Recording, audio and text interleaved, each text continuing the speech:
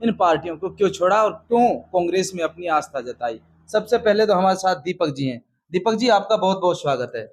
धन्यवाद। भाई साहब, एक बात बताएं, आप पिछले काफी समय से जजपा में जो है लगातार आप एक कार्यकर्ता के रूप में काम कर रहे थे। अचानक से क्या ऐसा हुआ कि जो आपको जो है पार्टी छोड़नी पड़ी? पार्टी की विचारधारा हम्म। हमारे समाज की विचारधारा से बिल्कुल अलग हो चुकी थी। अच्छा। एक लूट खसोट की राजनीति, हम्म। कार्यकर्ताओं का अनदेखापन अच्छा। लगातार बढ़ रहा था। हम्म।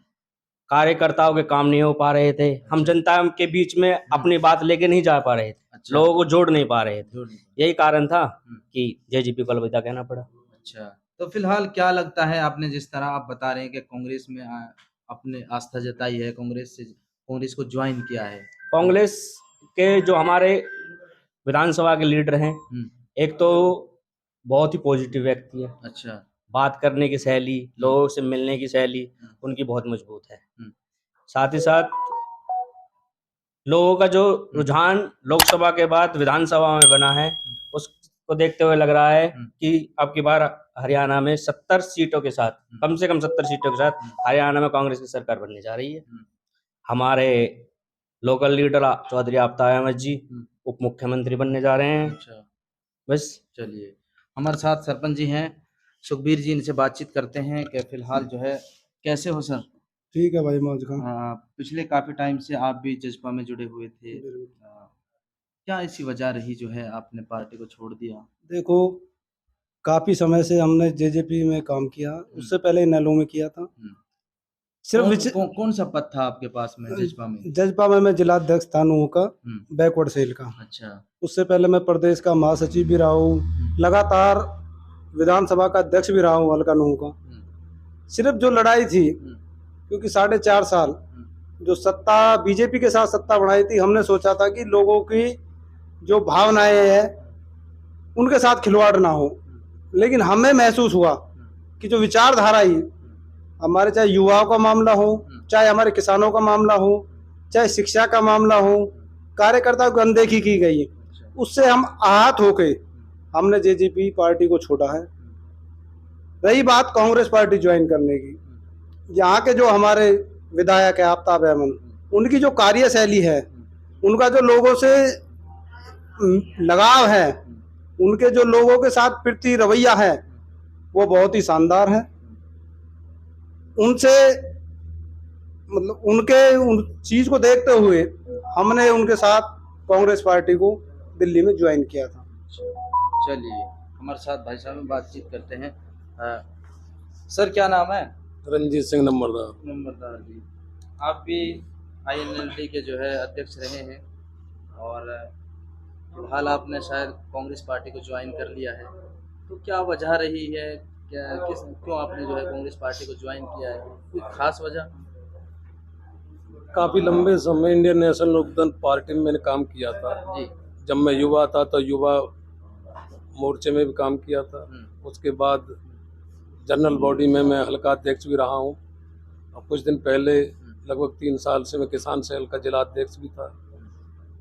वफादारी से काम किया था काफ़ी लंबे समय। लेकिन जो पार्टी परिवार का जो टूटन हुआ था, उसके बाद जनता में एक मैसेज चला गया कि लोग जो ना जुड़ नहीं पा रहे थे, सरकार आने की कोई संभावना नहीं थी। परिवार के विखंडन होने के बाद पार्टी का जो ग्राफ गिरता हुआ जा रहा था। इस समय हरियाणा के अंदर 2 ही विचारधारा काम कर रही है। एक जो वो लोग हैं जो दोबारा से उसी सरकार को लाना चाहते हैं जिनकी संख्या कम है, और एक वो है जो इस सरकार को, भ्रष्ट सरकार को उखाड़ फेंकना चाहते हैं, उनकी संख्या ज़्यादा है। तो भाई हम तो ज़्यादा मिल के जाएंगे। अच्छा, तो इस्तीफा दे दिया इसलिए आपने? इस्तीफा दे दिया 6 तारीख को हुड्डा जी के सानिध्य में, और अपने आफ्ताब जी के दिशा निर्देश में दिल्ली में हमने पार्टी को ज्वाइन कर लिया। तो कांग्रेस पार्टी की जो विचारधारा है उसमें आपने आस्था जताई? पूरी तरह से। अब यहाँ रहेंगे, जो भी कांग्रेस पार्टी के कार्यक्रम होंगे उनमें पूरी ईमानदारी से काम करेंगे, और मंत्री जी के लिए ईमानदारी से काम करेंगे, और अपनी पूरी ताकत लगाएंगे कि ये जीत तो ये रहे लेकिन बहुत अच्छे मार्जिन से। बहुत अच्छे मार्जिन। चलिए, हमारे साथ हाजी सिराजुद्दीन जी हैं जो जजपा में जिला अध्यक्ष रहे हैं। हाजी, सबसे पहले तो आपका बहुत बहुत स्वागत है। जी शुक्रिया मौज खान जी।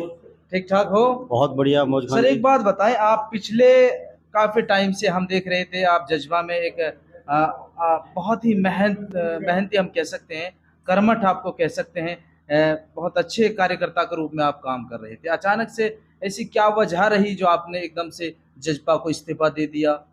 देखिए मौज खान जी, मैं सन 1987 से इंडियन नेशनल लोकदल पार्टी में रहा हूँ 2019 तक। अच्छा। तो 2019 में जैसे ही जेजेपी बनी तो हमने जेजेपी में इसलिए चले गए कि कार्यकर्ताओं का मान सम्मान होगा। जैसे कि हमारे बुजुर्ग नेता चौधरी ओम प्रकाश चौटाला जी अपने कार्यकर्ता की पहचान मान सम्मान करते हैं। हमने समझा कि ऐसा ही मान सम्मान इस पार्टी में मिलेगा, लेकिन हमने देखा 2 साल बाद ही कार्यकर्ताओं का अपमान शुरू हो गया। अच्छा। सम्मान नहीं मिला, इसलिए हमने पार्टी को अलविदा कर दिया। अच्छा, तो एक बात बताएं, पिछले जो है काफ़ी टाइम से जो आपके जज्बा के उप मुख्यमंत्री हैं दुष्यंत चौटाला जी रहे हैं, जी। तो मेवात में विकास नहीं हुआ, इसका हाँ। कोई खास वजह? खास वजह यह है कि NH 248 रोड के लिए मुख्यमंत्री जी उप मुख्यमंत्री जी हमारे बड़गली चौक पर आए थे और वो रोड के लिए वादा कर गए थे कि भाई इससे सोहना से जो टच हो रहा है मुंडा का बॉर्डर तक, ये रोड की सैंक्शन हो चुकी है और ये रोड बहुत जल्द आपके बीच में बन जाएगा। अब उस रोड पर रोजाना हजारों की मौत, 2 साल में 2.5 साल में हजारों की मौत हो चुकी। किसी का पति गया, किसी का भाई गया, किसी का बेटा गया। रोजाना एक्सीडेंट के आलम ये है, ना रोड वो सिंगल है ना डबल है। यूं करके कि मैंने कि अब ये कार्यकर्ताओं की अनदेखी कर रहे हैं और कोई काम भाजपा के साथ में काम हो नहीं रहा। सिर्फ व्यक्तिगत अपना काम, निजी स्वार्थ के लिए वो भाजपा के साथ जुड़ गए।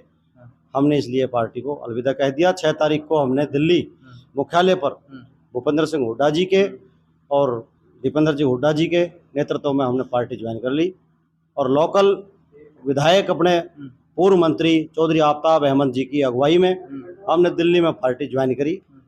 हमारे साथी जेजेपी के, कुछ इनोलो के, सब ने हमने मन बनाया कि बेहतर है कांग्रेस की में आस्था रखी जाए। तो आपकी टीम में अगर हम बात करें, कितने मेंबरों ने जज्बा को छोड़ा है? तकरीबन अब साफ होली मेवात में 1-2 बचे हैं। साफ होली मेवात में 1-2 बचे हैं, उनको भी हम जल्दी अपने साथ लेकर आएंगे। अच्छा जी। तो क्या लग रहा है क्या जो इस चुनाव को आप कैसे देख रहे हैं, विधानसभा चुनाव को? विधानसभा में वैसे तो सभी कांग्रेस जन जो है 75 की कह रहे हैं, लेकिन 70 सीट कन्फर्म आ रही हैं। अच्छा जी। और जजपा का और इनेलो का सुपड़ा साफ होने जा रहा है। सुपड़ा साफ होने जा रहा है। जी। चलिए ठीक है सर, बहुत बढ़िया। अब से पहले आप कौन सी पार्टी में? मैंने अपनी जीवन का कैरियर राजनीतिक तौर पे इनेलो पार्टी से शुरू किया। इनेलो से? अच्छा। जब परिवार में विघटन हुआ, टूट हुई, तो हम दुष्यंत जी के साथ चले गए। वहाँ मेहनत करी, इनेलो में खूब मेहनत करी, लेकिन जब प्रदेश के हालात आप सबके सामने हैं, उन हालातों को मद्देनजर रखते हुए पिछले 3 महीने से चौधरी आफ्ताब अहमद जी संपर्क साधे हुए थे। एमपी चुनाव से एक भाई मान सम्मान में कोई कमी नहीं छोड़ी जाएगी। तो जज्बा में आप लोगों को मान सम्मान नहीं दिया गया? मैं तो चुनाव होने के बाद ही अपने घर बैठ गया था। अच्छा, घर बैठ गया। जब उनका रवैया देखा, सिस्टम देखा, तो मैं अपने घर बैठ गया। तब फिलहाल आपने कांग्रेस पार्टी को ज्वाइन किया है? कांग्रेस पार्टी को हम पूरी टीम ने चौधरी भूपेंद्र सिंह हुड्डा और चौधरी आफ्ताब अहमद जी के नेतृत्व में हमने दिल्ली में कांग्रेस ज्वाइन की और अब आने वाले टाइम में, आने वाले भविष्य में चौधरी आफ्ताब जी को मजबूत करेंगे दिल से और दिन रात उसके लिए मेहनत करेंगे। पूरी मेहनत करोगे? दिल से, कहीं कोई गुंजाइश नहीं छोड़ेंगे। और स्वयं चौधरी आफ्ताब अहमद जी देख भी रहे हैं, जब से हमने ज्वाइन करी है एक अलग ही फिजा हल्का की देखने को मिल रही है। ठीक है जी, आपने कांग्रेस पार्टी को ज्वाइन किया, आप एज ए कार्यकर्ता के रूप में काम कर रहे हैं और कार्यकर्ता एक जो विधायक जी होते हैं उनकी बॉडी का जो है अहम पार्ट माना जाता है। अगर कांग्रेस बढ़ती है तो क्या मेवात के जो स्थानीय मुद्दे हैं वो पूरे हो पाएंगे? बिल्कुल हो पाएंगे। मैं इस बात को इसलिए दावे से कह सकता हूँ कि चौधरी खुर्शीद अहमद जी को मेवात का शिक्षा का जनक कहा जाता है। उनकी बहुत जो सोच थी बहुत दूरदर्शी थी। उन्होंने उस टाइम में लोगों को शिक्षा के साथ जोड़ा। सन 1969 की बात बता रहे थे मुझे जी। सन 1969 में कुर्थला जैसे गांव को, जो वहाँ एक अलग छोड़ पे था, वहाँ +10 तक का स्कूल, मैट्रिक स्कूल दिया सन 69 में। तो ये कितनी अच्छी सोच थी उनकी। JVT, पॉलिटेक्निकल कॉलेज, ऐसी चीज़ें ये लेके आए। उनके नक्शे कदम पर चौधरी आफ्ताब अहमद जी काम कर रहे हैं जनता के लिए। अब हम दिल से उनके साथ हैं और जी जान से उनके साथ मेहनत करेंगे और उनको जिता के और लेके। चरण सिंह जी हैं जो डिस्ट्रिक्ट प्रेसिडेंट रहे हैं कौन सी पार्टी में? बहुजन समाज पार्टी में। तो फिलहाल आप लोगों ने जो है उसको छोड़ के कांग्रेस पार्टी में आस्था जताई है जी। क्या वजह रही होगी, क्या खास ऐसा कारण रहा है? मेरा नाम चरण सिंह है। मैं पहले बहुजन समाज पार्टी का डिस्ट्रिक्ट प्रेसिडेंट भी रहा हूँ और अन्य पदों पे भी मैं रहा हूँ। इसमें तब से मेरी वोट बनी है। अच्छा। तब से, और लोकसभा 2024 में जो चुनाव हुआ था, अब तक मैंने बहुजन समाज पार्टी के अलावा किसी अन्य पार्टी को वोट नहीं किया। लेकिन 2024 के लोकसभा से पहले भारतीय जनता पार्टी के लल्लू सिंह सांसद आदि कई सांसदों ने ये घोषणा की कि अगर भारतीय जनता पार्टी की 400 सीट पार हो जाती हैं तो बाबा साहब डॉक्टर भीमराव अंबेडकर जी ने जो संविधान बनाया था उसको भारतीय जनता पार्टी बदलेगी। तो ये चीज़, उनकी बातें जब उन्होंने सोशल मीडिया पे वायरल की तो हमें बड़ा दुख हुआ, क्योंकि बाबा साहब का संविधान, देश चलता है संविधान से, और ये संविधान को बदल करके भारतीय जनता पार्टी की नीयत ठीक नहीं है जो संविधान को बदलने की बात कर रही है। तो बहुजन समाज पार्टी के हमारे कई शीर्ष जो हमारे अच्छे सम्मानित साथी थे, बहुजन समाज पार्टी के कर्मठ जुझारू कार्यकर्ता थे, हमने एक पूरे हरियाणा में एक मीटिंग की और मीटिंग में हमने ये फैसला किया कि जो भारतीय जनता पार्टी की 400 पार का जो नारा लगा करके संविधान बदलने की बात कर रहे हैं, इनको इतना घमंड हो चुका है, इनका घमंड तोड़ना है। और इस हालात में बहुजन समाज पार्टी हरियाणा में या पूरे देश में अभी कहीं मुकाबले में नहीं है।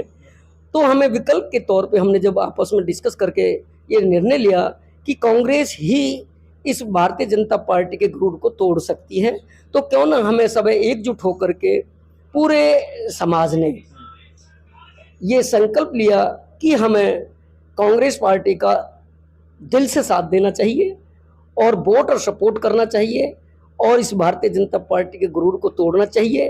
तो हमने हरियाणा के जितने भी मेरे बहुजन समाज पार्टी के कर्मठ जुझारू साथी थे, सभी ने एकजुट होकर के भूपेंद्र सिंह हुड्डा जी के नेतृत्व में कांग्रेस पार्टी ज्वाइन की। और उससे पहले मुझे बहुत ही सम्मानित हमारे राहुल गांधी जी से भी मेरी मीटिंग हुई थी।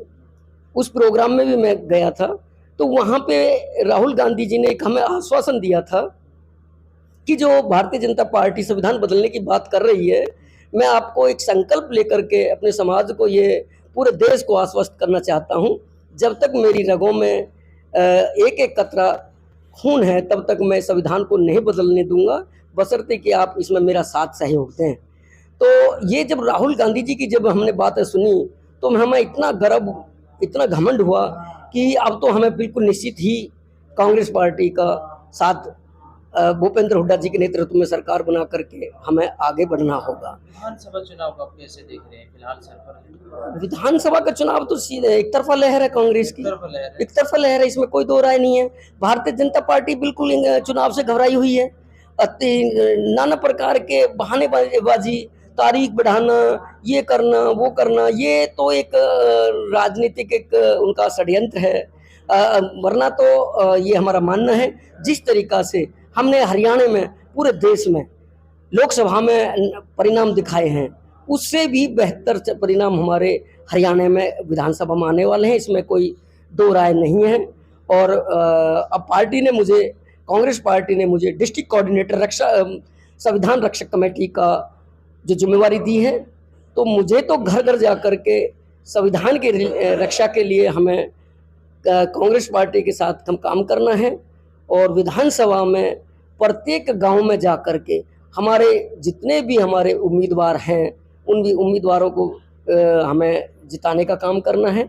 और अपनी कांग्रेस पार्टी की हमें हरियाणा में सरकार बनानी है और वो सर्व समाज को साथ लेकर के, सबसे बड़ी बात जो इस भारतीय जनता पार्टी की जात पात पे, हिंदू मुस्लिम पे, गाय भैंस पे, मंदिर मस्जिद पे इन्होंने राजनीति की है, झूठे वादे किए हैं। इन सारे झूठे बातों से तंग आकर के अब पब्लिक जनता जनार्दन ऊब चुकी है। अब इनके बहकावे में पब्लिक आने वाली नहीं है। जनता जनार्दन का मन बन चुका है कि भारतीय जनता पार्टी को हरियाणा से चलता करना है, कांग्रेस की सरकार बनानी है, चहुमुखी विकास करना है, शिक्षा के दरवाजे खोलने हैं और बहुत अच्छे अच्छे रोजगार युवाओं को दिलाने हैं। बहुत बहुत धन्यवाद जी आपका हमारे साथ